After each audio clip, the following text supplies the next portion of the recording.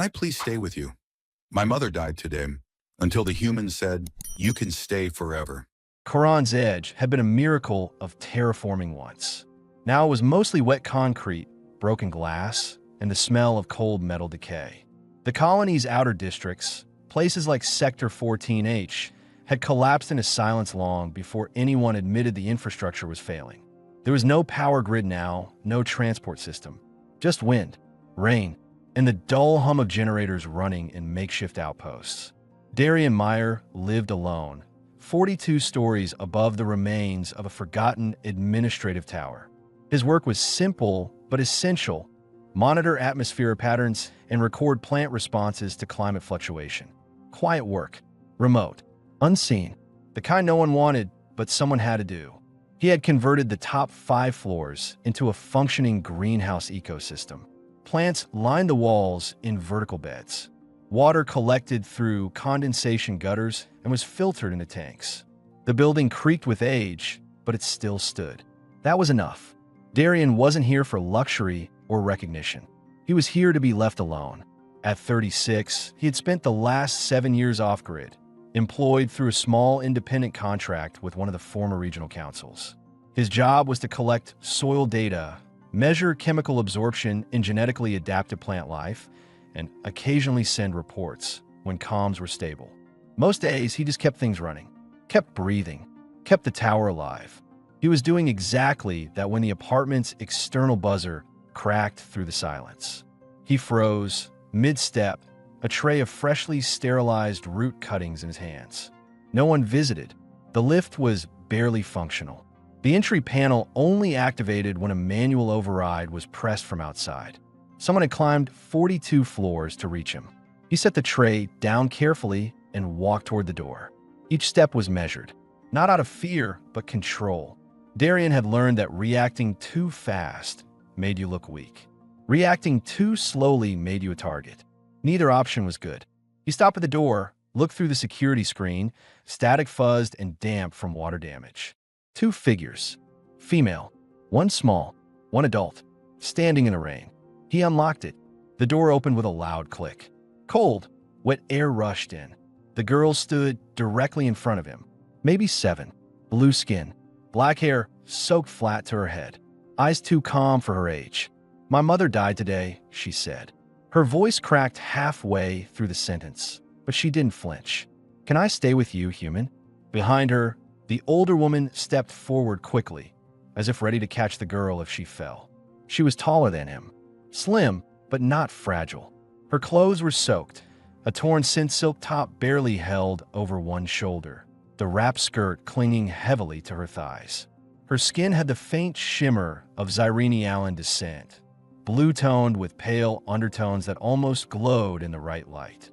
She didn't speak, but her eyes locked onto his, gray, steady, waiting for rejection. He looked at the girl again, then back at the woman. He didn't speak either. He just stepped aside. They entered without a word. The woman didn't hesitate. The girl did, just a second, as if making sure it was real. The door slid shut behind them.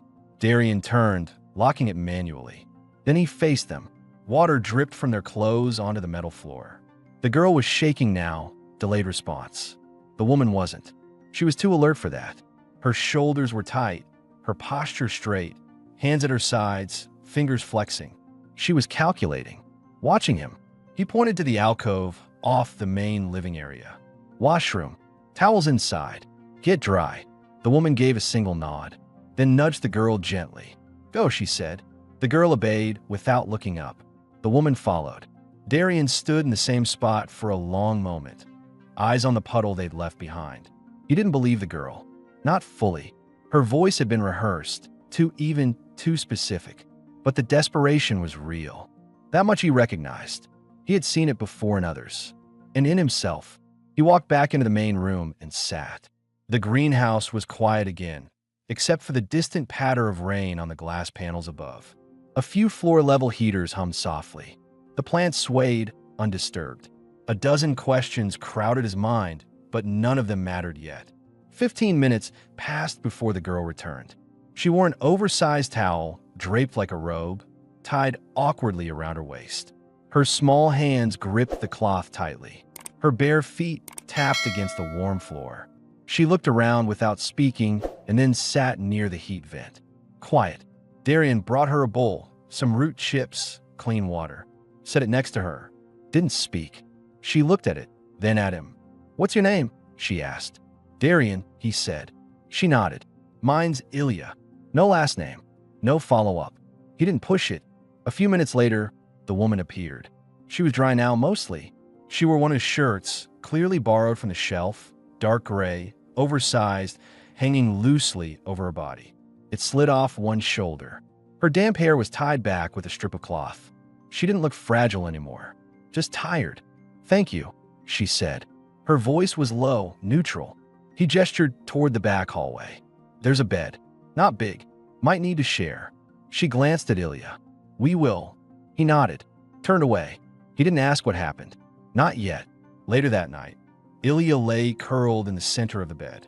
Darian sat near the greenhouse panels, adjusting a vent seal, pretending not to listen to the low breathing behind him. The silence had changed. It wasn't just solitude anymore. It had weight now, human weight. Or close to it. He didn't know what to expect from them. He didn't even know what they were doing here. But they were here now. That made them his responsibility. Narration stood silently behind him for a few seconds before speaking. "I can pay," she said. He turned slightly, just enough to see her. Her arms were crossed. Her posture was stiff. Her voice didn't match the words. Too calm, too practiced. "I know what you think this is," she added. He waited. She took a breath. "You let us in, so if you want me, I won't say no." He stood, not suddenly, just enough to look her in the eyes. "I didn't let you in for that," he said. She didn't move. "I'm not here to trade," he continued. Still, she didn't react. But something in her shoulders shifted, like something tight was slowly loosening. After a long pause, she said, "Then what are you expecting?" Darian took a breath. "Nothing." She looked at him, measuring his tone, then looked away. "That's not usually how this goes." He nodded once. "I know." She turned and walked back to the room without another word. He didn't stop her. He didn't follow. That night, he lay awake on a mat near the greenhouse controls, listening to the rain and the soft movements in the room behind him. He hadn't planned for guests. He hadn't planned for anything. But they were here now, and for the first time in years, he wasn't sure he wanted them to leave. The next morning came slow, filtered through the fog panels of the greenhouse roof. The rain had eased into a faint mist, clinging to the glass like condensation. Inside, it was warm, still, quiet enough that the soft drip of collected moisture from the upper irrigation tubes sounded louder than it should. Darian didn't sleep long. He rarely did. Most nights, 2 or 3 hours were enough, just enough to reset. He sat now by the central relay terminal, its dim orange screen displaying soil pH fluctuations and vapor density curves. He wasn't really looking at them. His mind had stayed behind in the small side room, where a girl and a woman were sleeping in his bed. He heard movement, not footsteps, just fabric shifting, a breath drawn, the faint creak of the cot frame, then the shuffle of bare feet. He turned. Ilya stood in the doorway, still wrapped in the oversized towel, blinking at the light. She looked smaller in the morning. Her posture was looser, less guarded, but her eyes were still too calm. "I'm hungry," she said, voice low. Darian stood without a word and moved to the small cooking station. It was compact, powered by the same solar converter that ran the main systems. He lit the panel and reached for the sealed rations stored in the drawer beneath. Most were tasteless, nutrient-packed loaves, but he kept some dried starch rounds and a container of synthetic syrup. For guests, though he'd never had one until now. He placed one on the hot plate, watched it puff slightly, then drizzled syrup across it and folded it in half.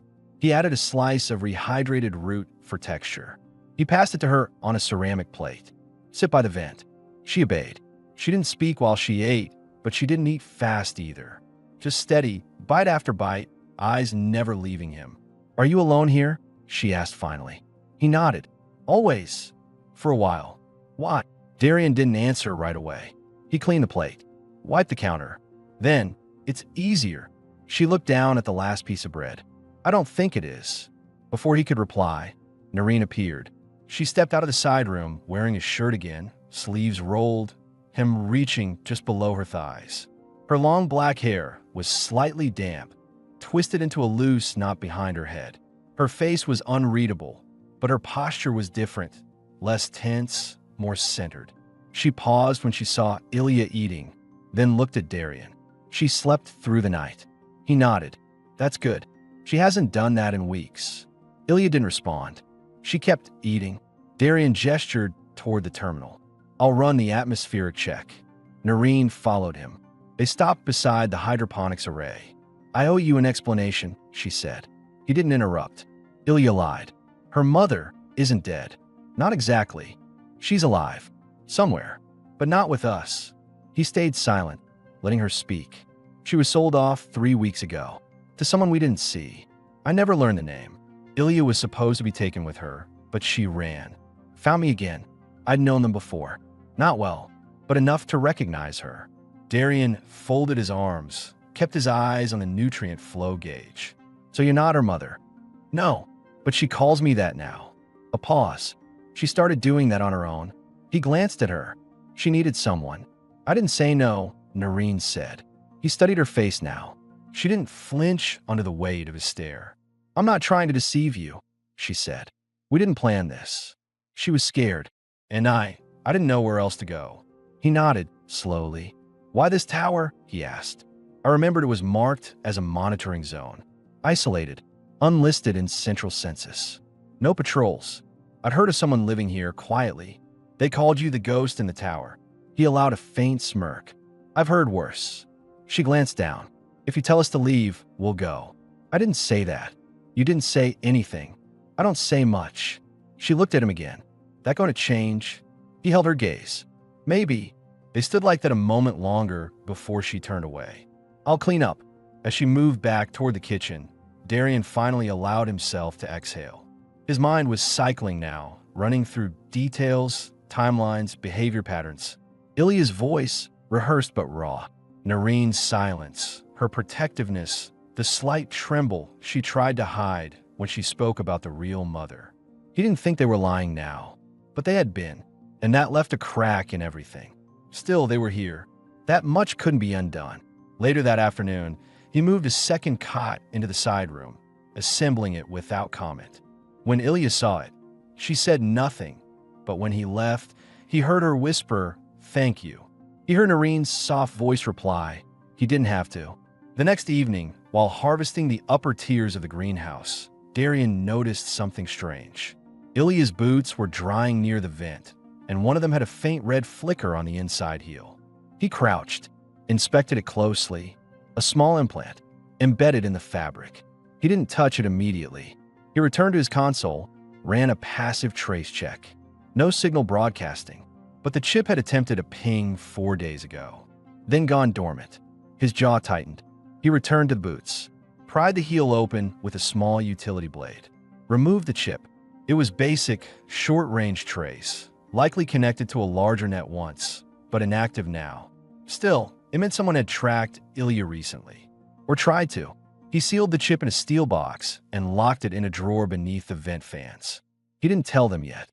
Instead, that night, he sat by the greenhouse wall, looking out over the distant ruins of Sector 14H. The storm had cleared. The stars were faint through the thin atmosphere, but visible. A rare thing. Behind him, Ilya's breathing was soft. Narration had wrapped herself in a thermal cloak, curled beside the cot's edge. The room was quiet, tense, but no longer foreign. He didn't know if this would last. But something had started, and this time, he wasn't alone. The third morning came with stillness. No wind, no humming rain, just a pale gold light breaking across the glass roof of the greenhouse. The vents cycled in slow rhythm, releasing warm air from below. The silence was not empty. It felt watched, as if the tower itself was waiting for something to be spoken aloud. Darian sat by the hydro trays, watching moisture condense on the underglass and drop into the root beds. His fingers were damp from adjusting the nutrient regulators. His mind, however, was not on soil. He kept thinking about the child. Ilya. She had looked him in the eye and told him, "My mother died today." And yet, Her behavior didn't match the weight of grief. She hadn't cried. She hadn't clung. She had eaten, slept, walked barefoot like it was normal. That wasn't how someone grieved a mother. Not unless something was off. He glanced toward the side corridor. The door to the sleeping room was slightly ajar. Then, movement. Narration stepped out, her hair tied loosely behind her neck, wearing the oversized shirt he'd left folded on the edge of the cot. She didn't notice him at first. Her bare feet padded softly over the metal floor. Darian stood. "I need to ask you something," he said, not sharply, but without softening either. She met his eyes. "Ask, how did Ilya get here? And what really happened to her mother?" A flicker crossed her face. Not surprise, guilt. She looked away. He waited. "She was taken," Narration said finally. "Weeks ago, during a processing transfer. Her mother was registered as tradable. Ilya wasn't yet. She was too young." She paused, rubbing her thumb over her palm. They were separated at the gate. Her mother thought it was routine, but they never let her see Ilya again. Darian's voice lowered. "And what did Ilya see?" "She didn't see anything.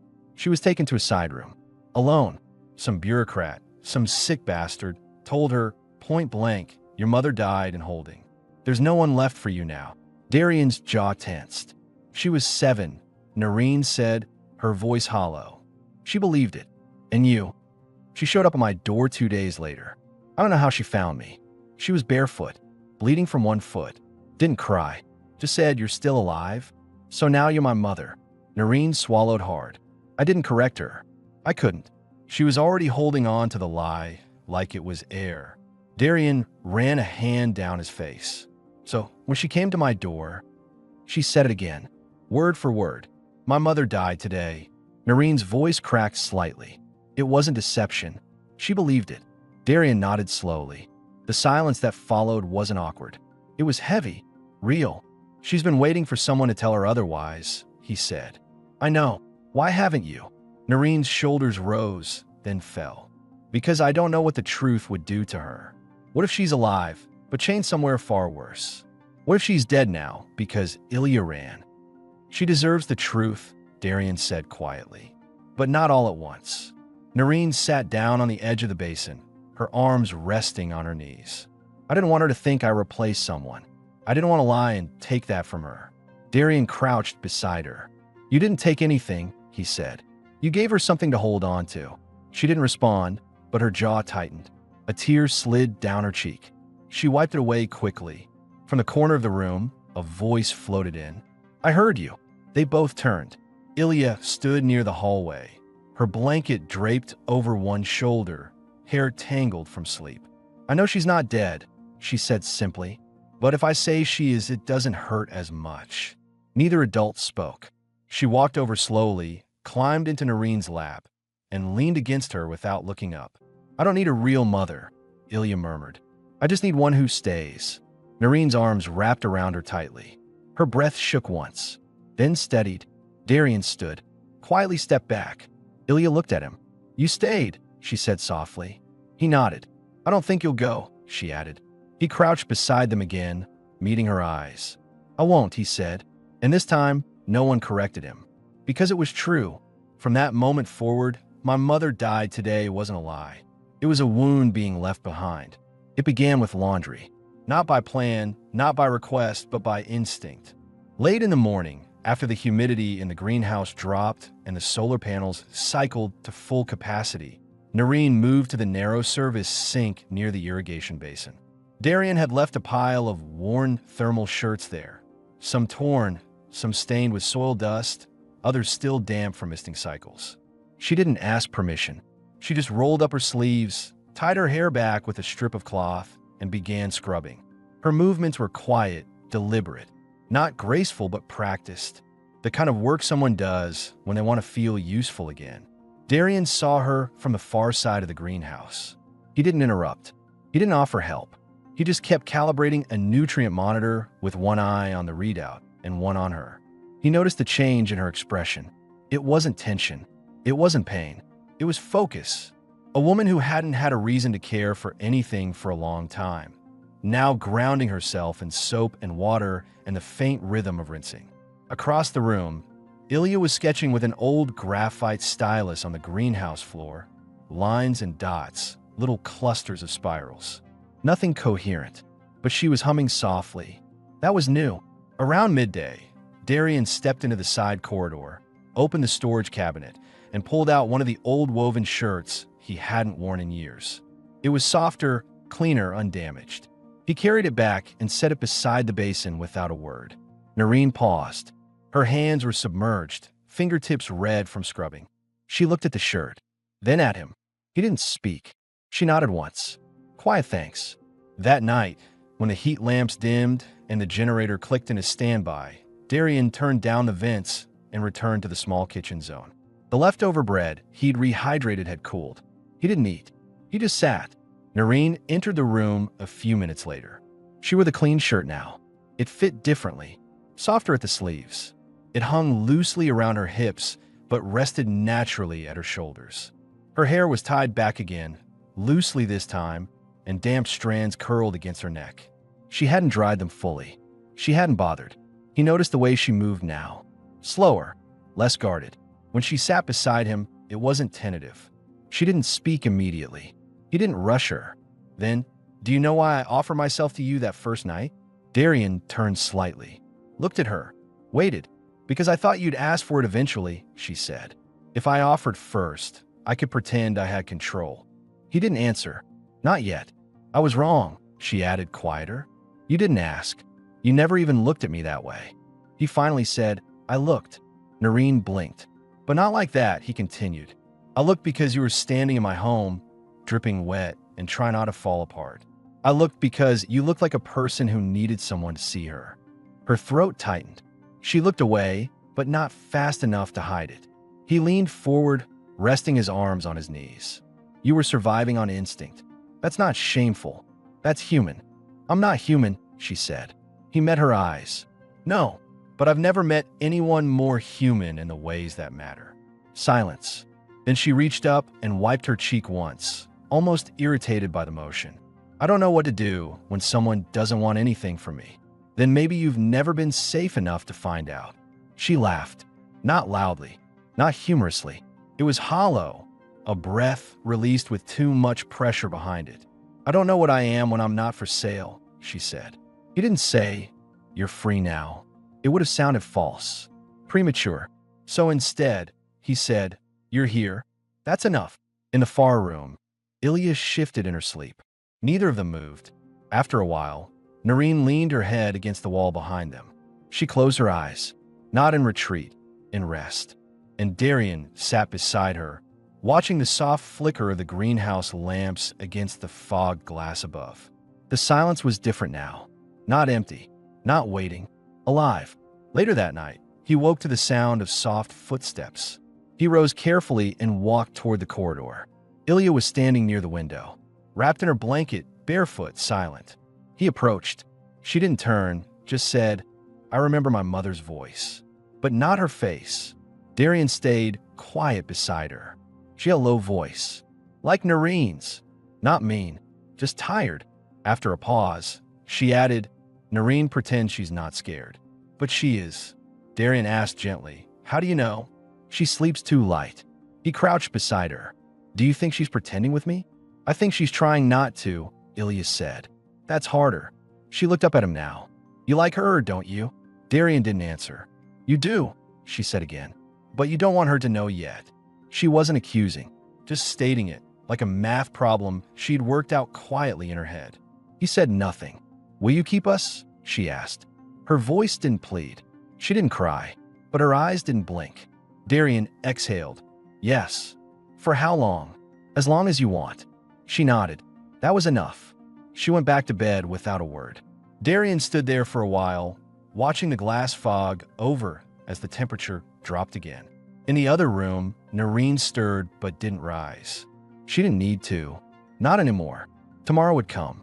And for the first time, none of them were planning to leave. The heater stuttered briefly that morning. A power dip from the storage unit in the wall. Darian tapped the panel twice. The coils clicked back on. Rain tapped on the glass again, thin but steady. Not heavy enough to cause concern, but enough to coat the greenhouse roof with mist.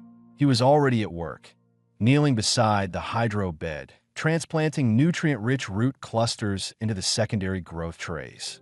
His hands moved with precision, gloves off, fingertips stained dark with soil. His concentration was clear, but his jaw had been set too tight since dawn. He was thinking. Behind him, Narration moved barefoot through the central room. She wore one of his thermal undershirts again, this time tied at the waist with a cord. It fit better now, not because the shirt had changed, but because she had. She had tied her hair back differently, too. Not the rough, tight knot of survival. A gentle loop behind the nape. Loose strands framed her face. She had taken time. She stood by the basin, hands wet, cleaning a bowl for breakfast that she hadn't even eaten from. Darian had left it. She had picked it up. They didn't speak. Not yet. Ilya sat near the heater vent again, wrapped in one of the blankets she'd claimed for herself. Her stylus scraped slowly across a square of salvaged synth sheet. She wasn't drawing, just pressing down, over and over, on the same spot until it dented. Her thoughts were elsewhere. "Why don't you wear boots?" she asked suddenly, not looking up. Darian paused. "Inside?" he asked. "No," she said. "Ever." He leaned back from the tray, wiping his palms on a cloth. "Because I trust the ground here." Narration turned slightly, watching that answer land. Ilya stared at her page. "My mom wore boots in bed sometimes. When she was scared." No one responded. Then, softly, Ilya added, "Narration hasn't worn boots in 3 days." Narane's eyes dropped to her bare feet. She didn't smile, but her shoulders eased again just a little. Later, while Ilya napped, Narration moved to the far greenhouse bay to help with repotting. She didn't ask. She just knelt beside Darian, sleeves pushed up, hair falling slightly over her cheek. He handed her a trowel. "You sure? I've done worse jobs," she said. They worked in rhythm, the quiet kind. Soil lifted, roots separated, moisture checked. Neither spoke for a while. Then Darian said, "You look comfortable." She glanced at him. "That makes you uncomfortable?" He shook his head. "No, I just don't want to mistake survival for peace." "I'm not surviving anymore," she said. "Not yet," he corrected. "But you're starting to live." That quieted both of them. She set the trowel down, wiped her wrist across her forehead. "I've never had a day without a plan," she said. "A next step, a price to pay, a lie to prepare." She reached forward, adjusted one of the overhead drips by hand, letting the cool water trace along her knuckles. "Today, I didn't prepare for anything." Darian watched the way the water slid down her fingers, then followed the line of her wrist to the edge of the rolled sleeve. His gaze stopped there. She noticed. "Is that the first time you've looked at me?" she asked. "I've looked before. Not like that." "No," he said. "Not like that." He stood and moved back to the side, checking a valve. Hands steady, breath uneven. Narration didn't tease him, didn't move closer. She just stood slowly, brushing soil from her thighs. When she passed behind him, she stopped, inches away.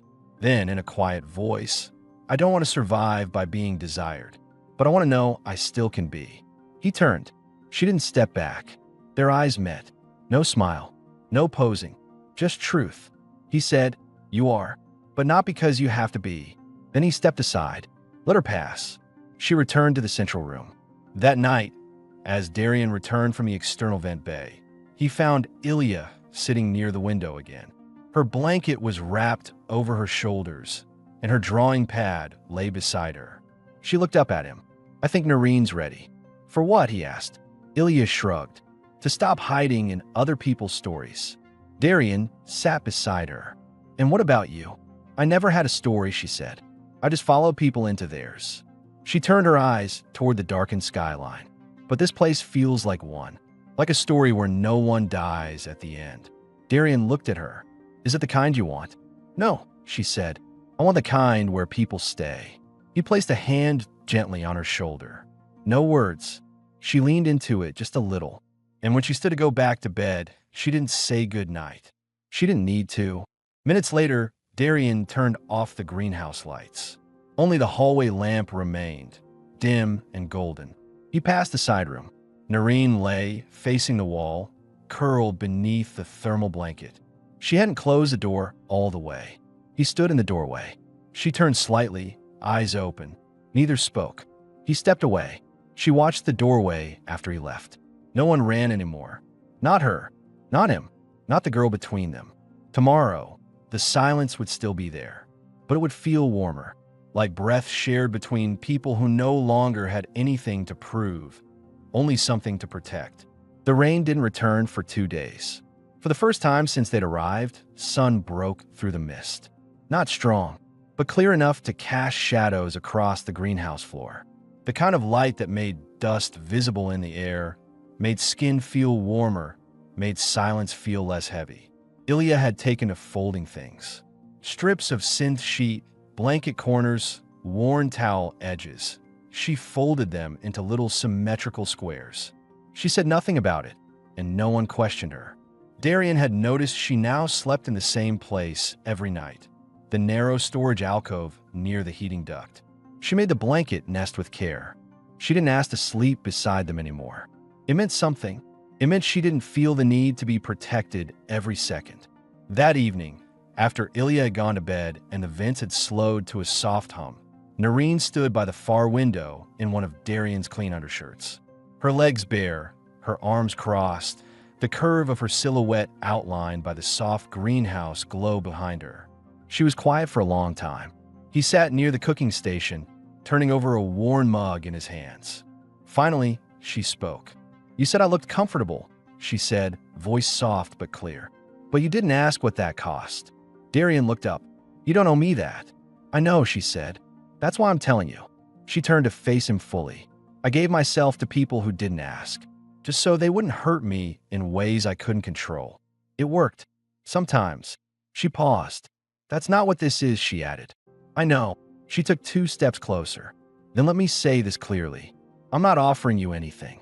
Darian's throat tightened, but he stayed still. "I'm asking," she said. "Do you want me, Darian?" He stood slowly. His answer came not in a rush, not in need, but in presence. He stepped close enough to feel her warmth, but didn't touch her yet. He looked at her face, her eyes, the faint flush on her neck. "I do," he said. She reached out, slow and steady, and touched his chest, fingers over his heart. "Then don't take me like I'm broken." "I won't." She leaned in. Her forehead rested against his collarbone. His hands rose, slow, resting on her back, open, steady, waiting. They stayed like that for a while.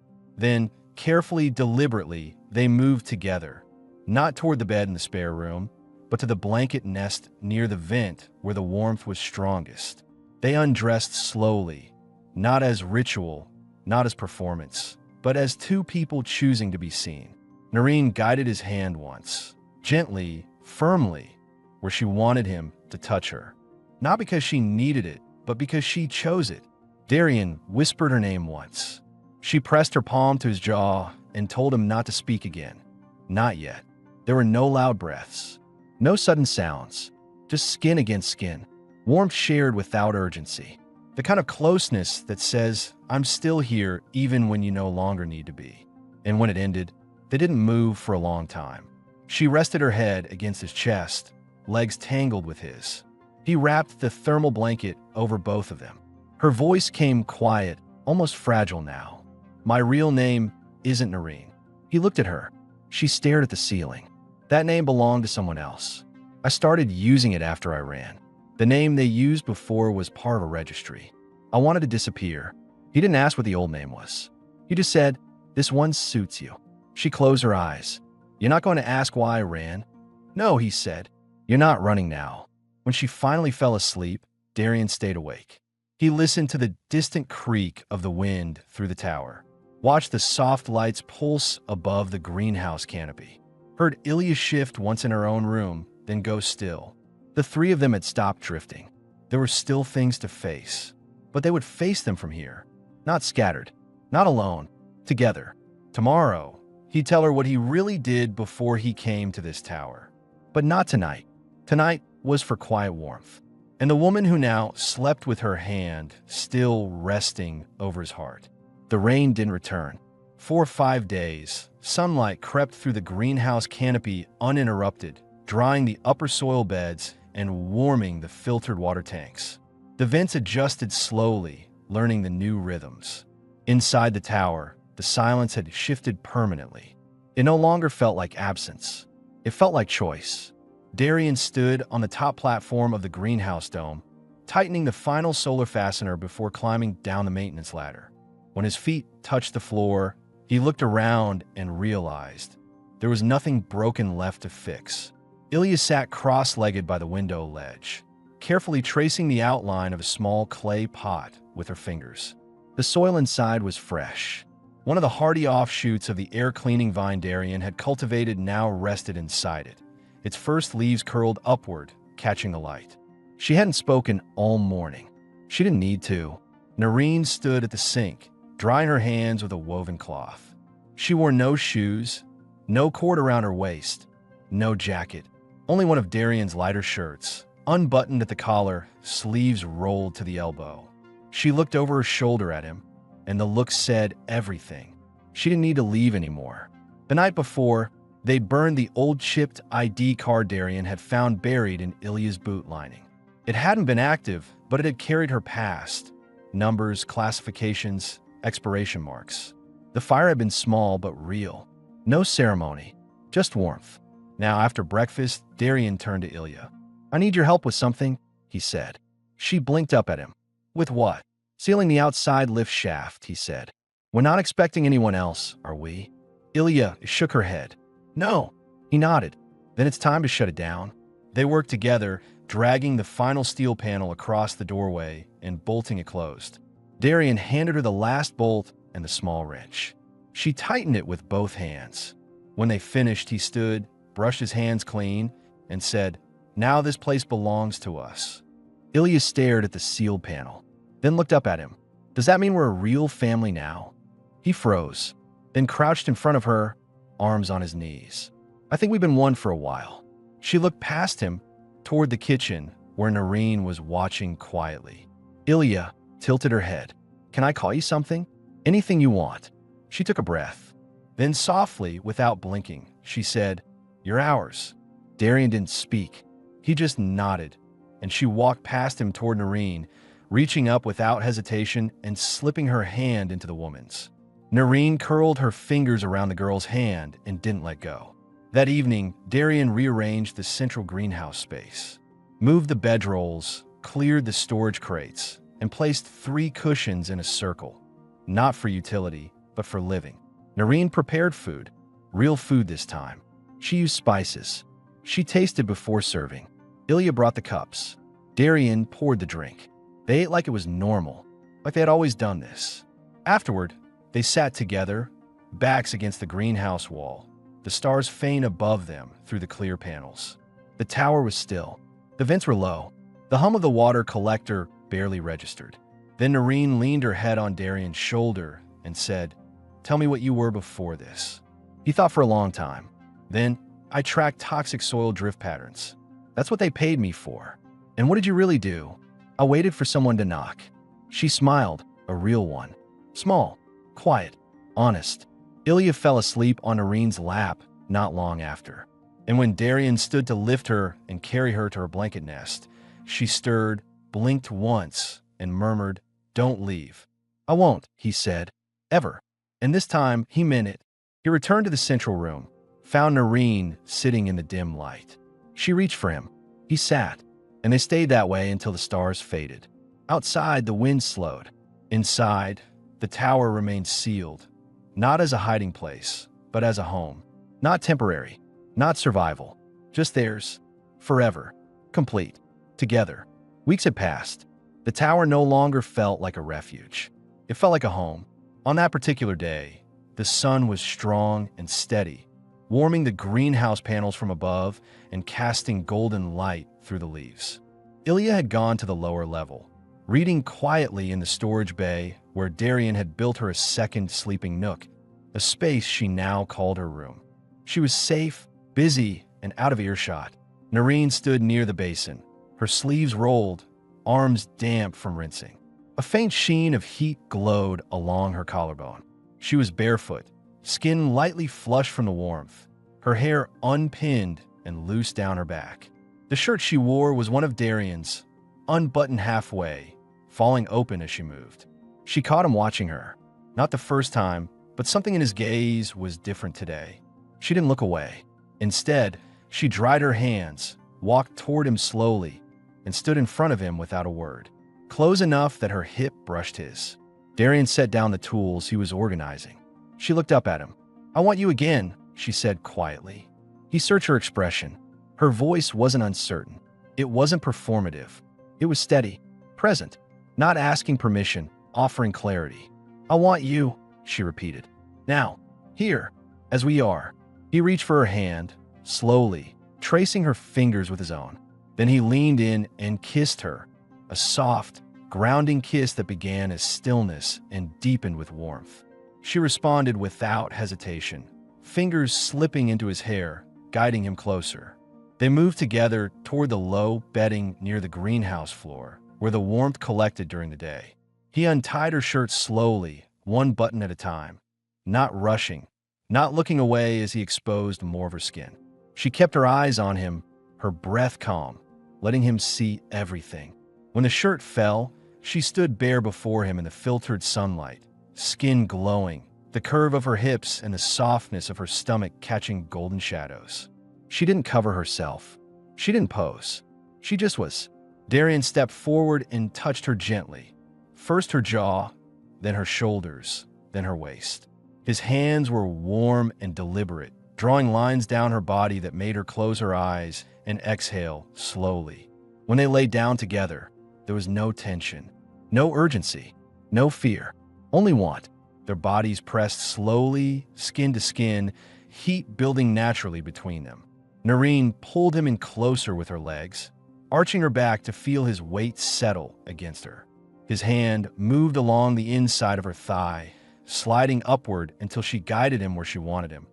Not with words, but with the shift of her hips and the soft intake of breath that told him yes. They moved in unison, patient and connected. Every sound between them was low, intimate, breath hitching, soft gasps, the creak of fabric beneath them.